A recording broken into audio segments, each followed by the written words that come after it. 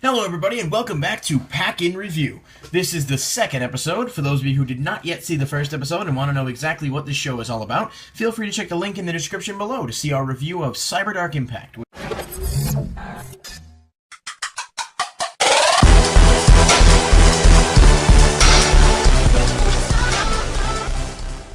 It is widely regarded as one of the worst Yu-Gi-Oh! Sets of all time. Today we're going to be doing a set that's definitely better by multiple standards, although not a great set in its own right. It did have some really cool stuff when it came out, and this is actually, funnily enough, the set that followed Cyberdark Impact. So, Tactical Evolution, it's got Rainbow Dragon on the cover. And again, a quick recap, what we evaluate these packs on are three factors. There's historical significance, meaning when they came out, whether or not they saw play, whether or not they were, high-value cards that everybody wanted, and, nostalgic factors and stuff. Price, like whether or not they're worth money, whether or not the set's worth the investment now, and whether or not it was worth it then. And finally, contributions to the meta today. So, like, cards in this pack that see play, cards that are in top decks, maybe even some tier 2 decks and things like that. And so basically we take those, we bundle them together, and then we come up with a grade, and then at the end I crack open the pack. So it's pretty simple, and let's get right to it. So as far as, we're going to start with historical significance. When the pack came out, Rainbow Dragon was obviously a huge card for anyone that was a fan of the show. I mean, for little kids, especially, the audience of this game has really started to evolve a little bit, where it's a lot of older people playing and not as many younger people, but this was 2006, 2007 era when GX was huge and everybody wanted Rainbow Dragon, and we had just gotten the Crystal Beasts a couple sets earlier, so it was a really cool card to pull. Not to mention, it was the first set in the TCG that actually had Ghost Rare cards, and Rainbow Dragon was the first card to be available as a Ghost Rare. It still commands a pretty high price value as a Ghost Rare, so that's really cool. It's an awesome card, like, collector-wise. It's not very useful at all. It was definitely one of the cards that everyone wanted.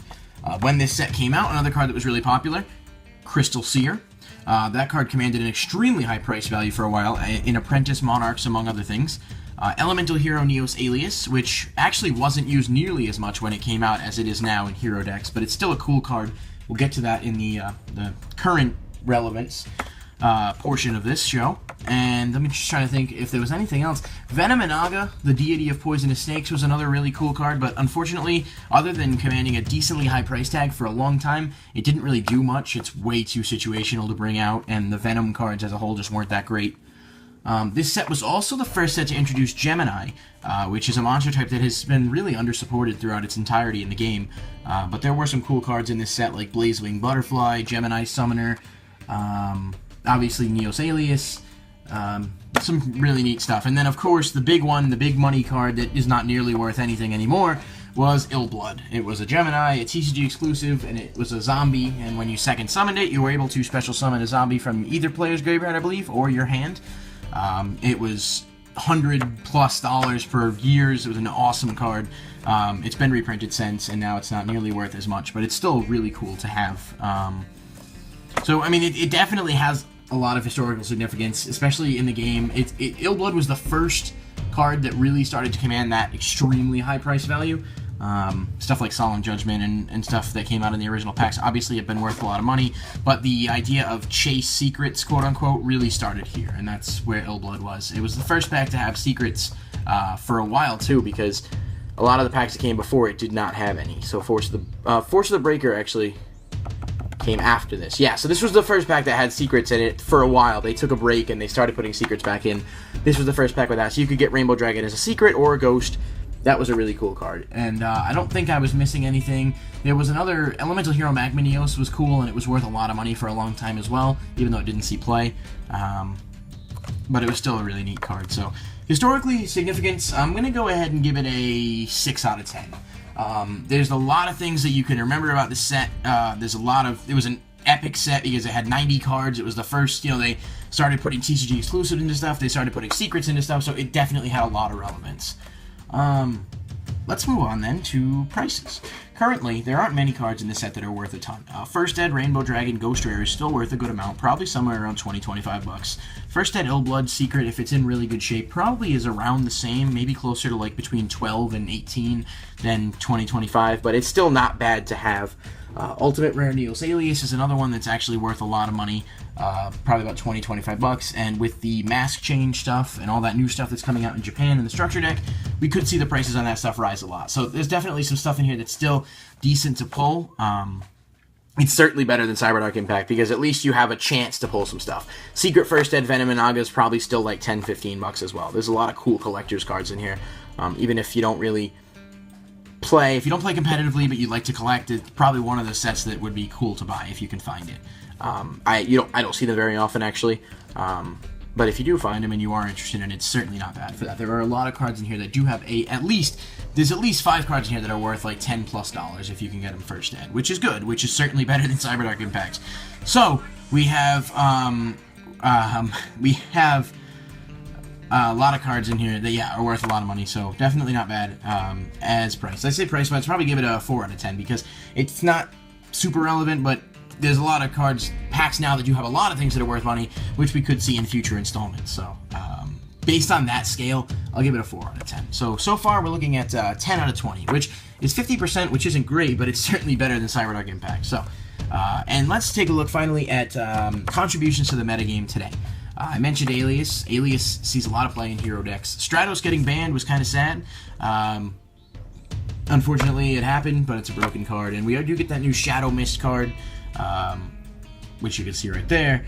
And, there's some cool stuff. So, Alias definitely has potential to rise, and it's still a really good card. And everyone looks at it and says, oh, it's just a vanilla, basically. Why would I use it? Well, it's 1900, it's a light. You can use Gemini Spark with it. There's a lot of really cool combos that works with it, and that's what makes it significant in that respect. Crystal Seer is still a decent tech card, I guess, if you want to play it in like maybe some kind of Apprentice Monarch build. Flip effects are slow now. They don't really do as much as they used to.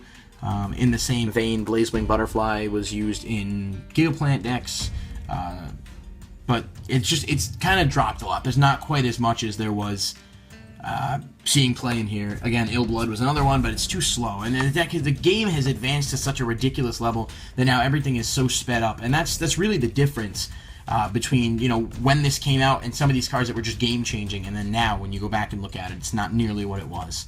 So I think contributions to the meta-wise, I'm probably going to give it, I guess we'll go with a 4, because really it's only Alias and a couple of other random cards here and there. A Double Summon came in here, and some decks do play that. Metal, Gadgets have tried it out, so I guess it's not terrible, but at the same time, it's not noteworthy enough to consider it anything higher than that. So that's going to put the full score at 14 out of 30. Now, when I break that down, it ends up becoming about 7 out of 15. It's really close to 50%. I guess we'll just call it 47%, which may not be mathematically accurate, but you don't have to tell me that in the comments below. This is really just estimating. So we're going to give it like an E. I won't give it an F. I can't put it in the same vein as Cyberdark Impact because that's just bad, and it's just in its own category of bad. But this set's nothing spectacular either. It's a cool set, it's a decent collector's set, but when you look at it as a whole, at the current moment, it is not anywhere near what some of the other sets in the game have the potential to be. That being said, in this initial season, which I'm probably going to do 7 to 8 packs in this first season, so this will be the second one, we're going to try to build up from packs that are really low graded to start to get into packs that are better. So that's the goal with this, and that's why this one's not much better. And I didn't choose this because it follows Cyberdark Impact, it just ended up being coincidental that way. But still, it's pretty cool that we have that comparison to see that at least it's better than that one. So with that being said, we're going to look at a grade of about E rather, so about 47% E. And let's crack this pack open and see if maybe we can get something. Be cool to get one of the collector's cards I was just talking about. This pack, unfortunately, unlike the Cyberdark Impact one that I got, is not first edition, so that would have been really cool if it was, but I ended up getting it at a local store, and I said, oh, it's only $2, I might as well grab it. So, crack this open. This is an unlimited edition Tactical Evolution pack, and we got just about a minute left in this video. Let's take a look.